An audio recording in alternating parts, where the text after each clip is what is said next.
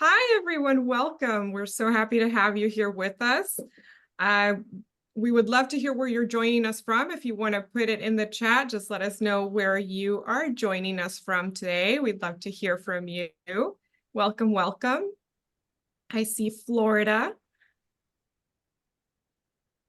Arkansas. Oh, San Diego, a fellow neighbor here from San Diego. Portugal. Ooh, now I missed a couple. Texas, upstate New York, Bulgaria. We have a wonderful, wonderful crowd today from all over Kentucky, the Bay Area,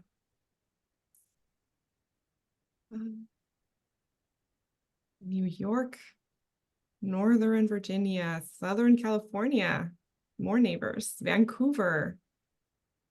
Fantastic, fantastic crowd joining us today. Pennsylvania.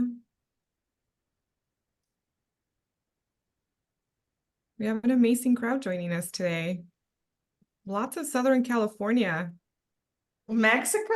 That's awesome. Fantastic. Northern Texas, Ohio, yes. All I right. feel like everyone's representing today. Yes, we are well represented all over. Fantastic. We're so happy to have you here. So hello, everyone. As people are joining and letting us know where they're coming from, I would like to introduce myself. My name is Priska Bermudez, and I'm the Director of Academic Services here at ACHS. I'm going to be working behind the scenes today with our marketing manager, Gina, and also our Director of Admissions, Amanda, answering questions in the chat. So if you have any technical issues during the presentation, please feel free to reach out to me in the chat box and I will be able to help you. Also, if you have any questions as we go along, feel free to put them in the chat as well. We will get through those. We will have a Q&A section a little bit later. Joining us today is Dr. Judith Thompson, Dean of our Herbal Medicine Department. She is going to talk to us about herbal medicines industry, latest trends, various job settings, and ways that we can turn your love for herbs into a rewarding profession. Just a couple of housekeeping items before we get started. You may notice that your line has been muted. We are recording today's webinar, and this helps us ensure excellent sound quality for everyone who views the recording. If you have any questions again during the presentation, please don't be shy, put them in the chat box. We love to hear from you during the webinar, and we'll be working through those questions. One thing to note about the chat box is that there's a little drop-down menu that determines who you send the messages to. One option is host and panelist, and the other is everyone. Make sure that your drop-down says everyone so that the entire audience can see our chat. And now, without further ado, I'm going to hand it off to Dr. Thompson.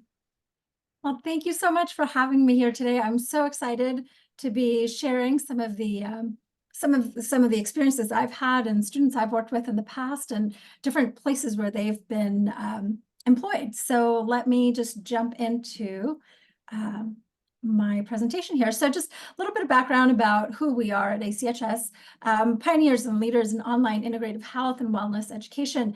So we've been around and doing this for over 45 years. So we are experienced in distance learning. We've served over 10,000 students in over 80 countries. So it is fabulous to see so many people again here today from around the world, and welcome, welcome.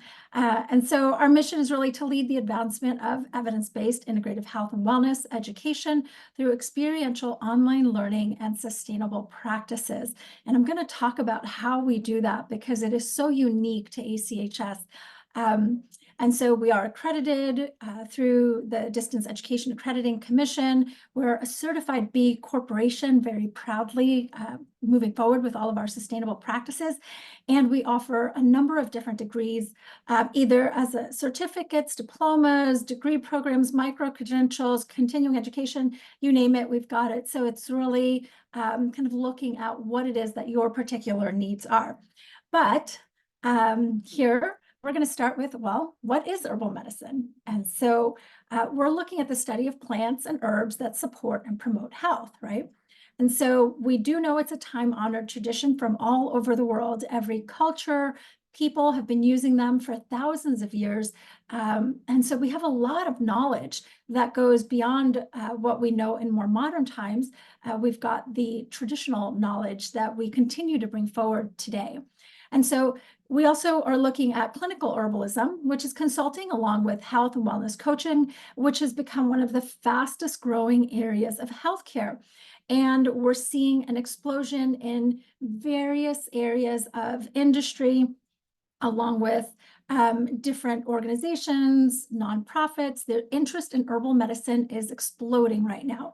So that means that job opportunities are above and beyond anything that we've seen in the past, and truly your only limitation is your imagination.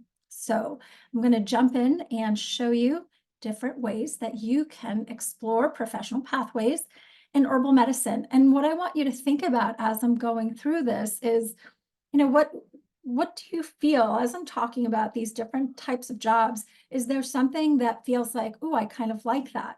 Or is there something that you're like, I can see myself doing that? And sometimes there might even be some jobs where you're thinking, I'm not really sure if that's for me, but it could be a pathway to something else. So let's head in here. All right, so first we start with looking at some herbal industry professional pathways. So what we're looking at here is some wellness, retail and / consultation.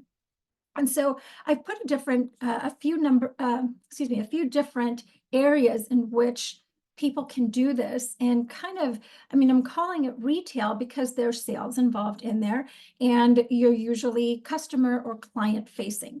And so to give you an example, there are supplement companies that hire people who are well educated in the use of herbs because they have their customers that either call in or send emails, messages, right, where they want to know, I've got this particular health condition or these health concerns, and I want to be able to use some herbs. I want to augment my health, and what can I use?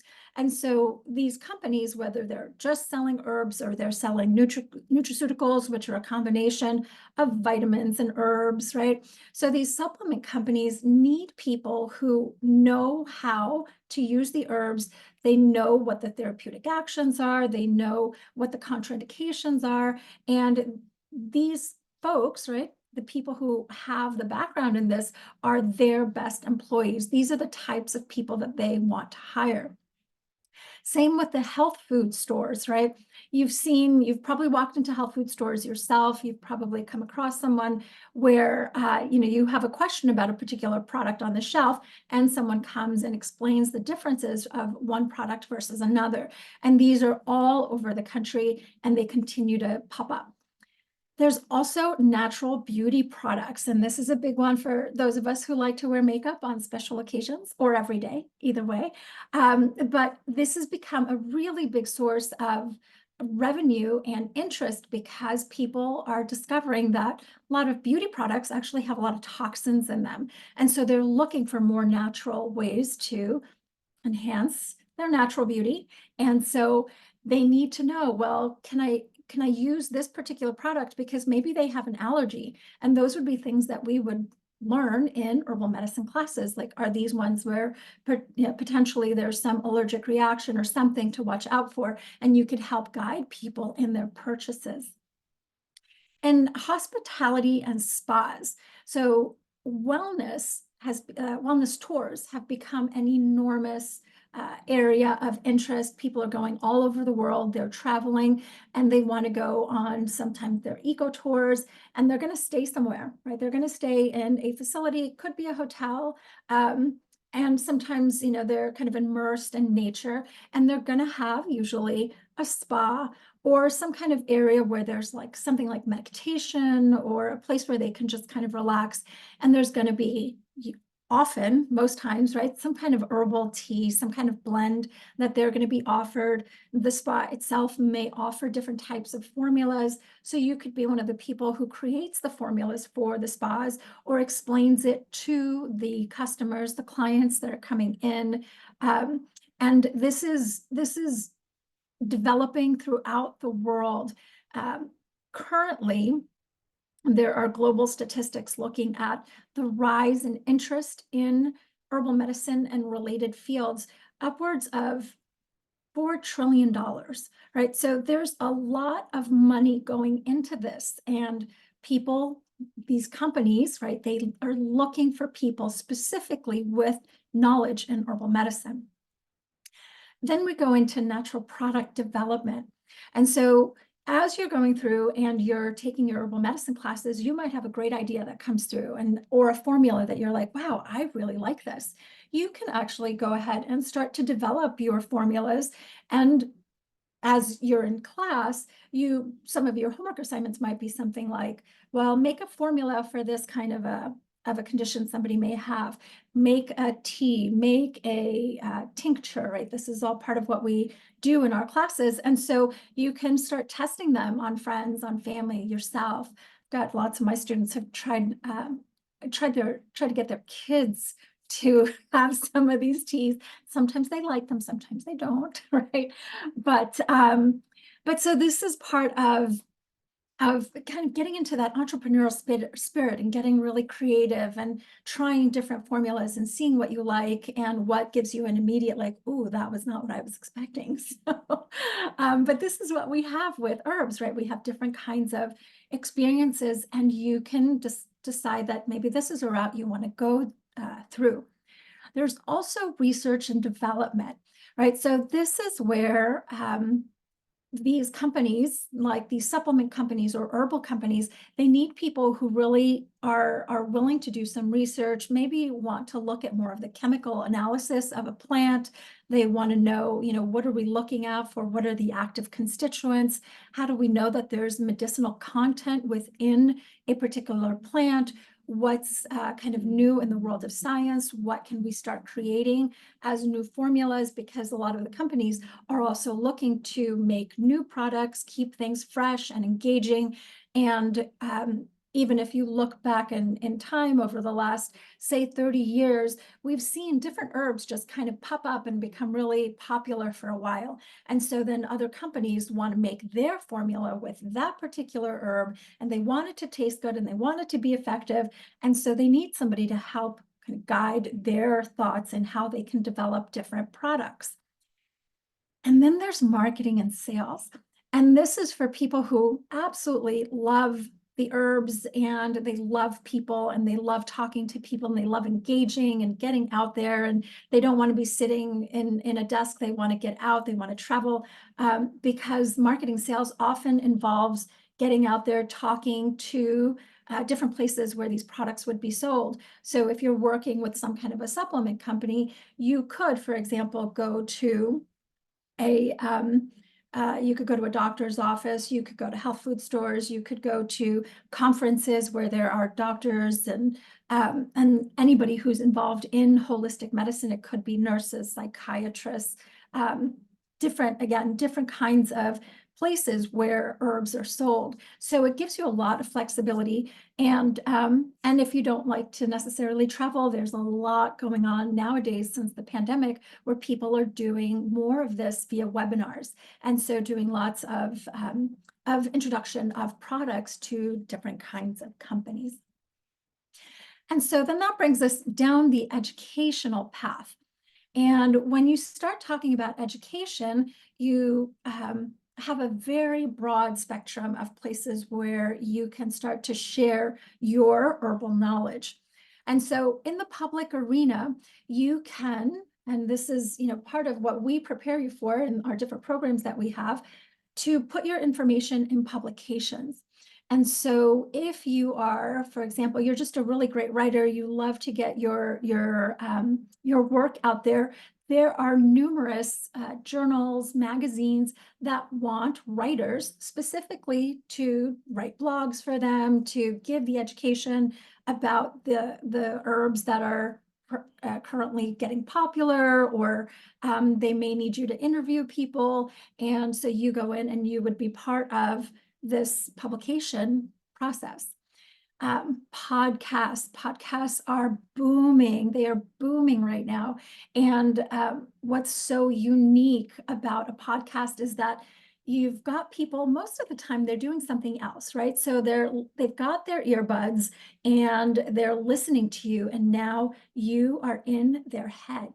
And as you are doing your podcast and you're going on, you are creating your own level of expertise. You are becoming the expert because they keep hearing you, and you could keep talking about different kinds of herbs and how this one works and the other one. And you can do it seasonally. You know, in the winter months, you're going to talk about things that are more immune stimulating. In the spring, you might be talking about how to keep allergies at bay, right? So you can really get a whole year's worth of herbal education and podcasts going and building up your credibility as an herbalist.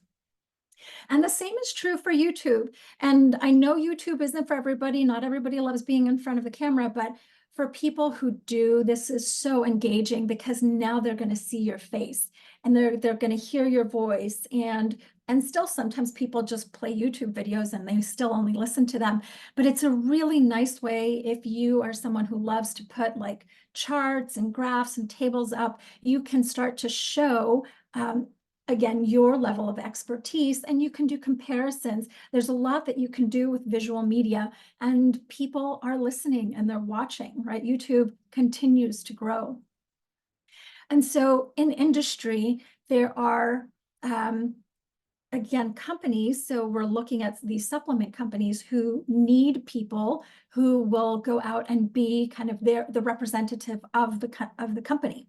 And so they need someone to get in front of a camera and speak. And those are videos that the company will broadcast to their demographic, to the people that they work with, to their customers, their clients. And you get the opportunity to really kind of get out there and shine with your passion, your enthusiasm for herbal medicine. There's corporate wellness programs. With corporate wellness programs, this is where you would go in, and this is for those folks who are real entrepreneurs, right? You've got that kind of passion, you've got that motivation, that stimulation to get out there, and you would approach companies because honestly, there aren't enough corporations that recognize the need that their employees have for well-being. Insurance companies are starting to notice, and so they are actually offering this to different companies, and they need people. So oftentimes it would be insurance companies who are hiring an herbalist who can provide a whole program of education and then connect you with different companies, or you can connect with people directly. So it could be somebody that you know and just ask, does your company have some type of a corporate wellness program? And sometimes all you need to do is ask, and you will see how oftentimes people recognize, oh, wait a second, you know what? That would be really fun. That would be something really different that we could do at my company. So these are growing. These are a lot of self-motivated people who are getting out and starting these. So it's a huge gap. And again, we've got millions of companies in the country, so you could start a program yourself. Piggybacking on that are hospitals and community health centers. Hospitals are finally recognizing, oh yeah, we need to do something good, not just keep going with drugs and surgery as an option, but we need to actually give people something else to keep them healthy. It's partly coming from the hospitals being overwhelmed with people to take care of. And so they are starting to open up wellness centers within the hospitals, within the community health centers. I've seen them in senior centers, for example, where they just want someone to come in and talk to their seniors to just kind of look at the senior population for a minute. They are folks who we know they are taking so many medications, but they also are taking lots of supplements and herbs, and they want to know how to use them correctly. And so these senior centers sometimes are looking for people, and sometimes they know that they want somebody that could come in and talk to their folks, but they don't know where to look. And so this requires on our end to go in and start just connecting and starting a conversation and saying, hey, have you thought about this? And would this be a place where you would be interested in having me come in and speak to your folks? And more times than not, you're going to get a yes. That was my personal experience, because they are hungry for this knowledge and people want to take care of themselves, and they're really motivated.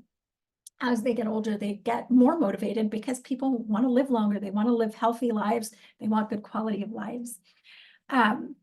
You can be an author if you're a really great writer and you're really into herbal medicine. I have had my former students who have published their own books. Some have actually gone to publishers and had their work submitted and published, and others have done self-publishing. And so either way, you've got avenues. So this one piggybacks a little bit on the influencer side, because there are social media channels, and you choose whichever one you like.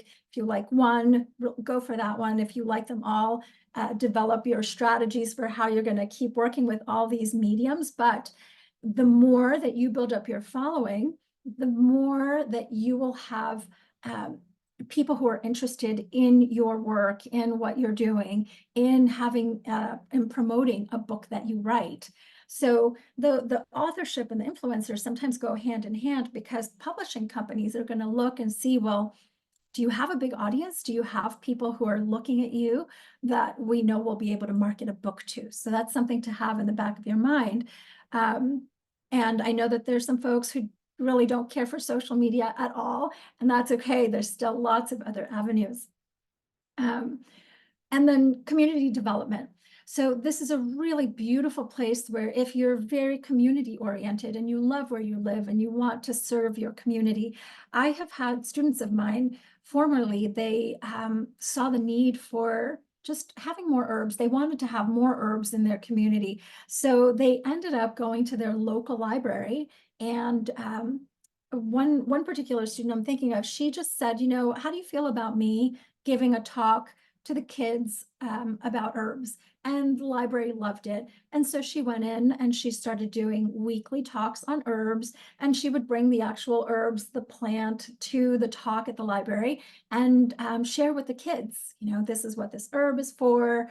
And they loved it, and they'd get a chance to taste it or smell it. And that went on for a while. And then they actually ended up developing a whole garden on the grounds of the library. So they were super happy, and it just enlivened that whole library and the community. So that was really nice. And then with the community gardens, there are lots of folks who are doing herbal gardens. They're planting vegetables, and this is a way to just build community. This is something that I would say, since the pandemic, that people have really wanted to connect with each other, and doing it through plants is such a beautiful way to be able to share your experience, your wisdom with your process of growing different herbs. And that's what we do in the programs as well. So you get plenty of training along the way. If you might be thinking, I want to have a bigger footprint on more people, there are public policy professional pathways. You could go the federal route. And I know these particular organizations, sometimes they don't necessarily advertise. And that's a big thing to let you know, is that, if you go online and look for a job for an herbalist, you're probably not going to get too many search items that come up, right? Because a lot of companies, people, government agencies, they don't know that they're looking for herbalists. They know that they're looking for the skills that an herbalist have, but they're just not making that connection. And so this is where you come in and you're like, well, I know about how this herb grows. I know about the kinds of environments that it needs, or what kind of nutrients it needs, or how it helps people, or how it can interact and with different herbs, or with different vitamins or foods or medications. And this is a place where believe it or not, the FDA actually has a pretty big shortage of employees. It's very big, and they are not able to get to all of the requests that they have for different lines of work. Sometimes they are investigating different companies. They are looking to see, is this company in compliance with federal laws? And you could be one of those people to say, you know what, they're doing things, they're on the up and up, they're doing well. So that's the FDA. And there's the NIH. The NIH, I have a former student of mine who does work for the NIH, and they are looking for herbalists because what they want to know is how can we create public health programs where people are going to get better using herbs. And so they are, creating different programs and trying different ways to be able to improve public health. And so, so that's through the NIH. The USDA, this is the Department of Agriculture. They actually need people, boots on the ground, outdoors, looking at the actual plants, because they want to know how is this plant thriving or not? What's happening? What are the constituents? What are the minerals? How do we keep this plant in a good, healthy environment? And this is really important given lots of climate change that's happening. And so this is the USDA. On the opposite side of that is the EPA, the Environmental Protection Agency. What they're looking at is how are toxins affecting our plants? How are people being affected by the toxicity? And this is something we talk about. This is more so now in our doctorate level, where we're looking at these kinds of different interactions that are happening on a molecular level, physiologically. And these are the kinds of people that the EPA needs to be able to say, you know what, we need to enforce new laws, we need to create new laws, we need to be part of enhancing the health of the people and minimizing toxicity. Then we've got the VA. This is the Veterans Affairs, right? And these folks are people who have served their country. They've been exposed to all kinds of chemicals. They've been out to war. They have all kinds of physical, mental, emotional concerns. And the VA is actually bringing herbal medicine forward and lots of integrative health practices. So what we're finding is that they are actually funding people who want to come in and do things like education or work as a consultant. And you would normally be working in a team of folks with like doctors and nurses and helping them be able to create plans for folks who have been in, who are part of the VA program. So, so that is growing, and there's more funding little by little. That one doesn't grow so fast as most people would like, but there's still growing movement in that direction. On the state side, I know someone who's working with the agriculture department of their state, and they are going in, they're assessing different areas, different natural areas to see what plants are thriving, what plants are not thriving. They go into forests, they go into areas where there are more rivers or lakes, and they're just surveying the land. They're looking at what's happening, and they're lots of times interacting with the state and federal to see what do we need to do, what kinds of changes need to happen, and they interact more so with other local industries that might be doing something that is affecting how the land is doing, whether it's thriving or not. On the city and local levels, you've got schools, city council, you've got activism. I had a student of mine who ended up creating community gardens. She started it in an elementary school. So it was herself and a few friends who just were really passionate about herbs, and they wanted to teach children. And they wanted to teach children how to use herbs to cook, to eat, to prepare meals. And so they wanted kind of a farm to table experience for the children. So they got, they did have to go through the city council and get approval. And of course they spoke to the school, they got approval from the school, and they went ahead and they put in different beds around the perimeter of the school. They had a little garden that they set up, and they were then teaching the children how to grow plants from seed, what it looks like, how long it takes, and then taking it into the classroom and preparing different meals and teas and things like this. it was just so lovely to see that process. I mean, it took some time, right, to be able to go through all those steps, but they were able to do it.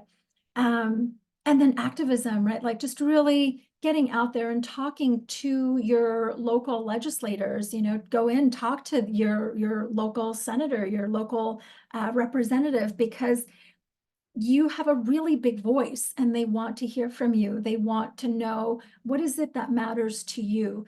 And if keeping the natural ecosystem healthy, well, and thriving where you live is important to you, go in there, talk to them.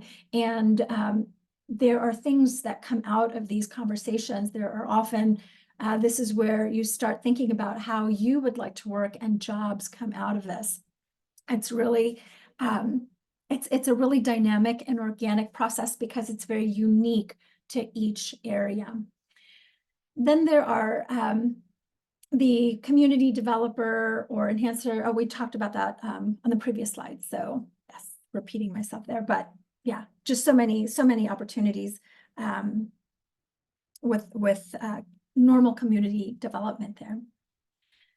Now, on the herbal medicine skills that are transferable to other industries. Now, everything I've talked about, you don't need a license, right? Herbalists don't need to be registered. They don't need any kind of specific license to be able to work, right? You get your knowledge base in whatever different avenues you may want to pursue. And then you basically are available and able to get a job. And so here's a really interesting one that many people don't think about is architecture and design. There are people, so think about yourself. There are people who really love to have beautiful homes, or there are companies that want to have beautiful spaces, and they will go through, and together you can create different kinds of living spaces where you would plant different kinds of herbs, plants, flowers, whatever they want, right? But you work with them side by side. And there are some people who are really creative who love to use their space. I mean, I've seen some of the students here that during our live Zoom sessions where they've got their cameras on, and their whole entire home, you could see their living room is just full of these beautiful plants that are just thriving. So for those of you who have like really green thumbs and are really good working with public spaces, you can work on your own as a consultant for people who want to really beautify their homes. You can work with gardens, right? There are community gardens, botanical gardens in almost every city, right?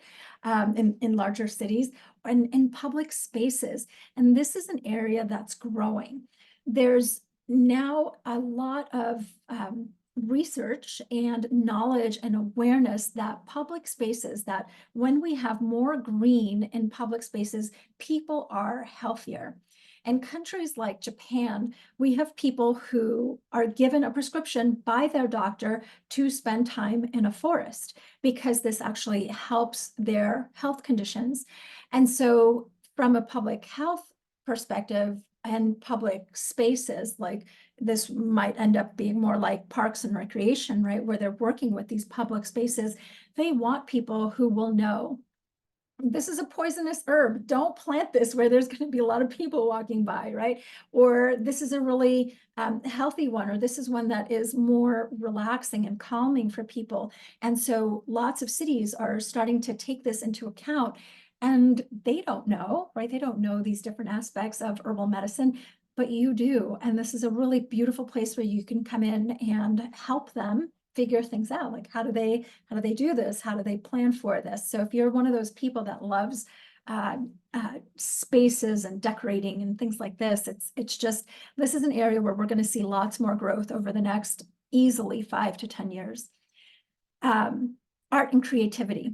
This one is wonderful. So there are children herbal programs. Just to give you an idea, there was a local herbalist where I live who she had her herbal garden, and she set it up so that people could bring, so from local schools, whether some people might be doing like homeschooling or part of the school program, where they would come in and the children could take a walk through the herbal garden, and she would educate on each particular plant, what they were used for, and the kids could take samples of the herbs, and everything that she had there was edible, right? And so they could taste them. And when I went to just sit in on one of these tours, she had children who were probably between, I'm going to say, as young as about 4 to about as old as 10. And so then they just had little baskets, and they were putting all their herbs in the baskets. And then they, after they gathered everything and walked around the garden, they ended up making little teas together and for each other. And they had little teapots and little cups. I mean, it was just the sweetest thing I'd ever seen. And they were serving each other. And so, but she got to be there. And obviously, right, the schools, they would pay for entrance for this. And so this is how she's getting paid for it. And then therapy, there's a lot on the therapy side, including things like, for example, meditation. So we know that people are so stressed these days. They are really managing a lot. And we know that things like anxiety and depression have been on the rise over the last few years, especially since the pandemic. And so I have come across different people who are doing like meditation circles, but they will bring herbs, right? So this is an area where there can be a lot of use and a lot of, again, education, right? Knowledge shared about how we use different kinds of herbs. If you want something that is calming, but won't put you to sleep, right? Because lots of herbs can be calming, but then they'll put you to sleep. And if you have to work, or, you know, you still are caring for children or pets or anything, right? You need to be awake. So you don't want to go for those herbs. You want to go for something that's just going to be calming, but not sedating. And so you're able to work with different herbs and help people kind of manage the stress that they're going through the use of herbs. Then there's, I put it in as spirituality because what people are recognizing is that the need for their connection to nature, right? There are plenty of people who are, again, dealing with all the stress, that being able to get out and being able to spend some time in nature actually helps them to mitigate all of that stress and feel like they can handle whatever they're being presented with. So this is actually something that's growing. And out of that, what we're seeing are the wellness tours where people are acting as nature guides. And so this is somebody who's actually going to go into the forest and show them. And the way I've seen some different people doing this, like they might stop in one particular area and stop for a moment and breathe and look around and smell and sense, like, what are you feeling? How's the wind? How's the temperature, right? Like all of this, bringing all of this awareness, and it always connects back to the plants. And so this is growing. I've seen more of these types of programs out west, meaning like Rocky Mountains, like in the US, right? This is where I've seen them more in the Rocky and Colorado, or just on the western side. But there's lots of it that's starting to grow more so in the southeast. And I think, you know, the Northeast still has some winter and cold months, so that might be more of a summertime thing. But this is something that's definitely growing, and people are looking for these kinds of experiences. Then there's technology and innovation. So here we've got apps, and you have probably seen, I mean, I know we've got some apps like iNaturalist is one I'm thinking of, where if you download the app, you're able to identify plants as you're out in nature, right? But I think there's still a really big gap here, because we can develop apps, for example, if someone is feeling sad, what might be a good app? What might be a good herb for them? If they're feeling angry, what might be other good herbs? What might be going on, right? So people really like being engaged, right, in their interactions with technology, right? So if you're doing things like questionnaires, you can develop questionnaires and help them figure out what's going to be a good herb for them. And you could get connected as an affiliate to different types of companies that are selling herbs, right? So herbal companies or nutraceutical companies, and you get money back through whatever sales happen, which is all connected inside your app. And it's become so much more affordable to create those. There's lots of technology companies that are looking for how, new apps and what else can get developed. So I think that's an area that's very new, and the ability to grow is very, very big. Then you've got your nonprofit professional pathways. So here you're looking at some groups like Herbalists Without Borders, right? They can go around the world and travel and start to work with folks who need help, and all they have are their local resources, right? If you're, for example, somewhere, I was just recently in a webinar with a woman from Africa. She was from Zimbabwe, and she was saying how, the area where she lived in was so remote that they didn't have access to medications, and all they had were the herbs that were there locally. And that was what they would use to care for all of the different conditions that people in the community suffered with. And so going in and working with these types of people, it's really beautiful, because you could bring in your own herbal knowledge, and also you learn from other people who are using these herbs, and there's just this beautiful interconnection, sharing, and just a much greater experience that comes out for everyone. Piggybacking on that is ethnopharmacology and botany. So I've worked with some herbalists who have gone into different parts of the world and studied with the local people to find out, what are they actually using? What are the medicinal properties of the different plants? In what contexts do they use them? They would learn about what are the, botanical features specifically. And in organizations like the Peace Corps, where, we're going in and trying to help people have better quality of life, that they could actually go in, and your skills as an herbalist would really help them know more about what they are using, if there are any potential maybe contraindications or toxicity connected to a particular plant, where maybe, they don't know that this is something to avoid for long-term use, right? So there's, I think, a lot of places where knowledge can be shared for the betterment of everyone.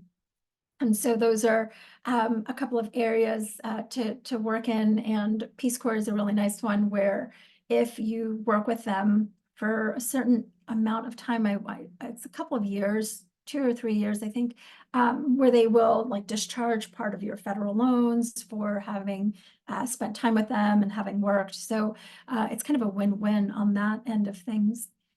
And here we put the Registered Herbalist, American Herbalist Guild, right? This is I'll call them the kind of go-to group for just a wider representation and awareness of the level of expertise that you have as an herbalist. So there are some people who will choose to get registered with them just to have kind of another level of experience, or for people to know that they are affiliated with an herbalist group. And so you can have, as a student at ACHS, you can have academic membership with them, and that gets your foot in the door and gets you access to all of their information, what they're putting out, which is a lot of the latest information in clinical studies or uses, and different things that we might be concerned about with climate change, things like this, that is occurring within the world of herbalists. And so what is studying at ACHS like? This is the part where I get super excited. I mean, if you haven't noticed, I love these herbs, right? But here, it's such an incredible program that we have at ACHS, because you're not just getting a textbook and reading from the textbook and taking tests, right? You're actually going in and you're getting hands-on experience. So you can see you actually are going to get a lab kit, right? You're going to get this beautiful box that comes to you filled with herbs, and they might be leaves or flowers or roots or bark of different kinds of herbs that you'll be using in your different classes. The people that we have who are teaching you, they could be naturopathic doctors like myself, or acupuncturists, but these are people who are clinically using herbs on a daily basis, and we're teaching you not just about the theory and the background, but actual practical hands-on skills, and you learn to make all the remedies. So you'll learn to make, what's the difference between an infusion versus a decoction, when to use one versus the other, how do you use a poultice, when do you want to use a fomentation, how do you prepare tinctures, right? We go through this and we look at how would you formulate something that would address different kinds of concerns. And so it's very practical, it's very hands-on, and we go through this in our live Zoom sessions, right? I'll take you through, for example, myself or any of the faculty, something like, well, we have, so I like to call them tea tastings, where you actually go in, you get to explore, what does the tea smell like? What does it feel like? How does it taste? And does the taste change as you spend some time with this herb? Or how do you feel in your body? Has there been any kind of a change that's happened to you physically or emotionally as you've been sitting with this herb? And so we get to do that, and we do that together, and we don't have to, right? We do have those live sessions for people who can attend. But if you're working, if you've got something else that's going on, we record all of those live sessions so that you can watch them at your own time when it's most convenient for you. And yeah, and you take it from there. So what can you expect? We've got all of our professors are credentialed, they are experts. You'll get these kits, you'll have lots of coaching, and you'll learn about how to run consultations, how to do coaching. So this is a skill that you would develop if you're interested in working with people kind of one-on-one, right?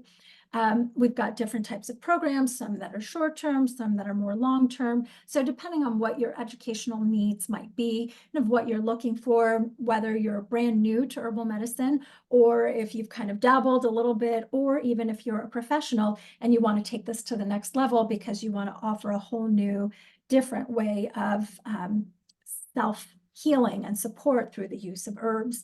And our academic team, our academic advising and support and student services, I have not come across a group of more caring and thoughtful people ever. I mean, hands down, no question. And so they're just, everybody genuinely cares about your well-being and what your goals are, so keeping it really very real about how would you use this and how do we support you so that you can fulfill your bigger life goals and educational pathways as well.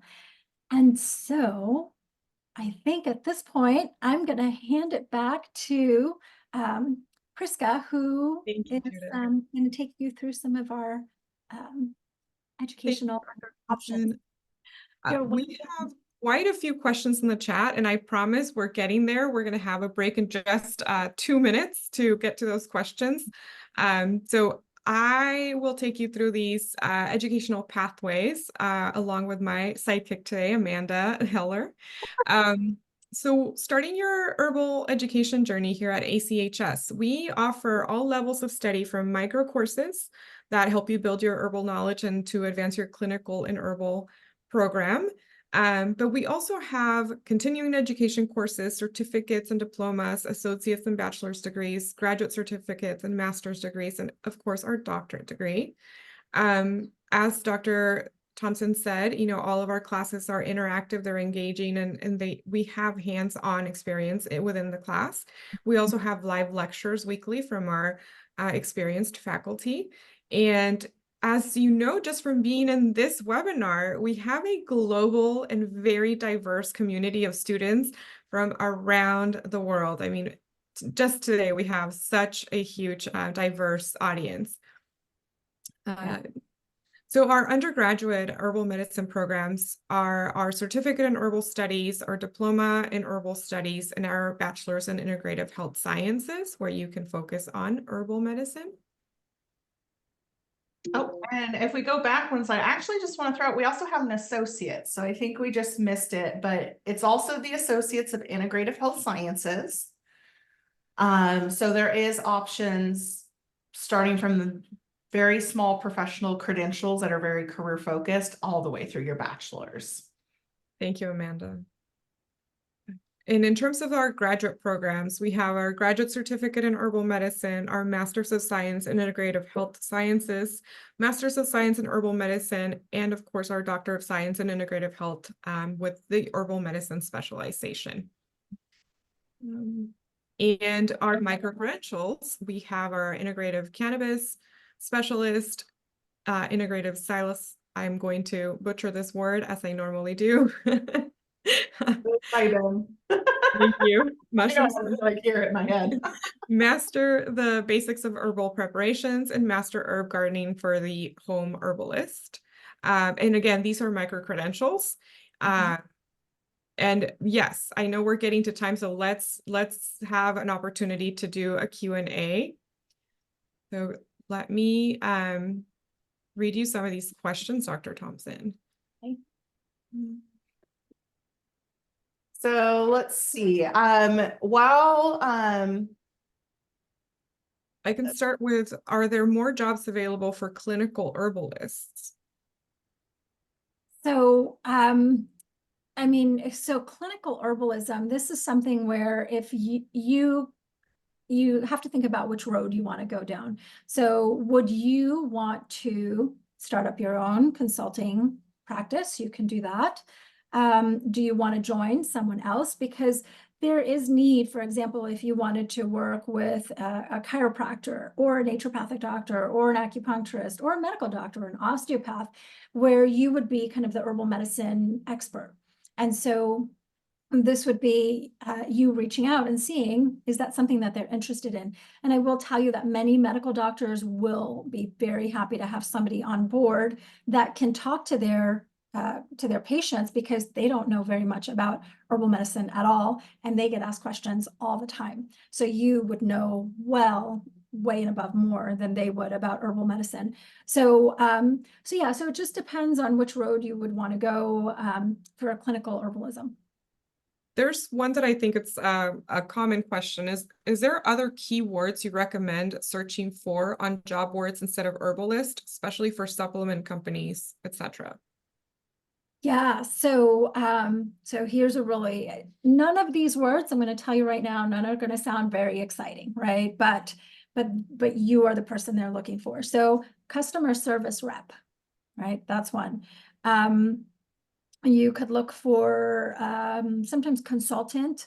Sometimes they'll look for like product management.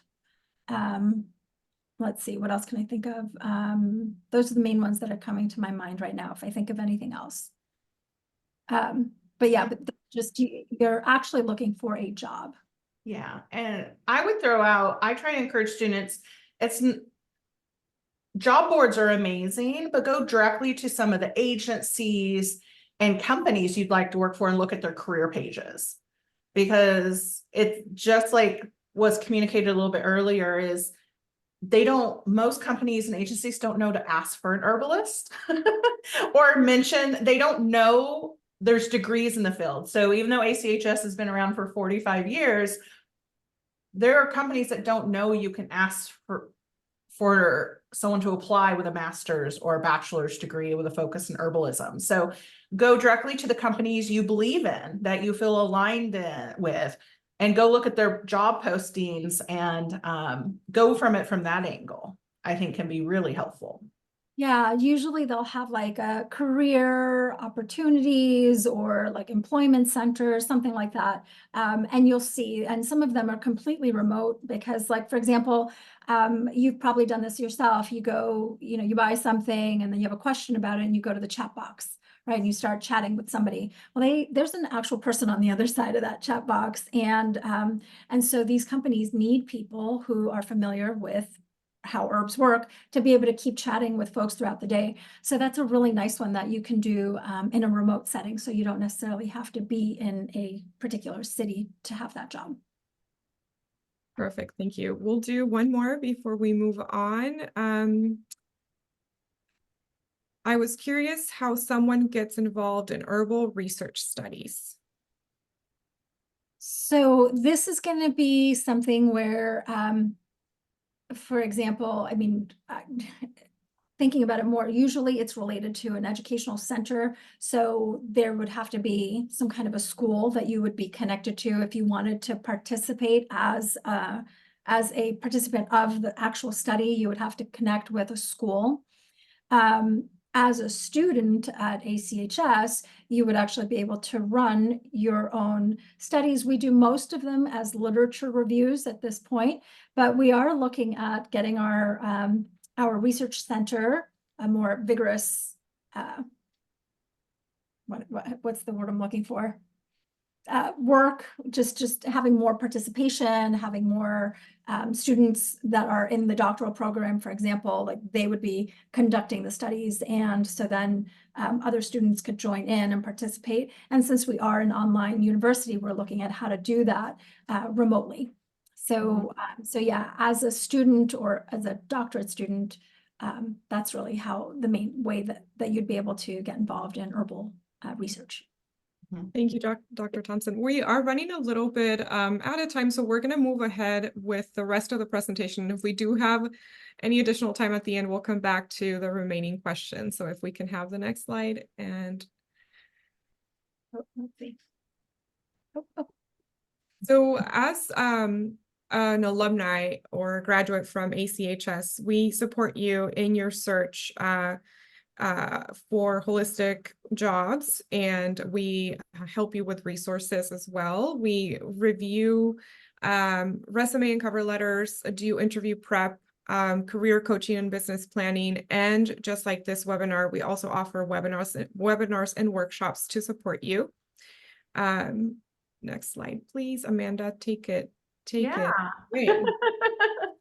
So for those attending today that are not currently enrolled, we just wanted to share for those interested in the upcoming terms, we're still taking applications for summer classes. This is our full traditional 15-week summer enrollment timeline. So tomorrow is our priority application deadline.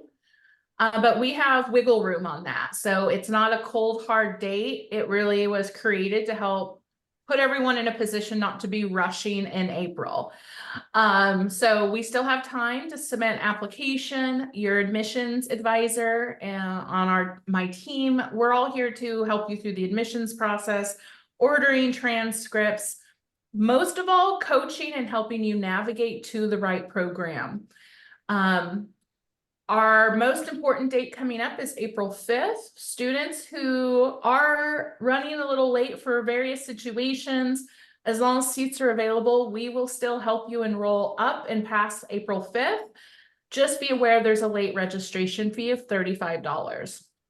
And then if you have something coming up, I have a student right now who is hosting a workshop completely with no technology around. So she's starting classes in our summer 2 session since she'll be busy in the beginning of May.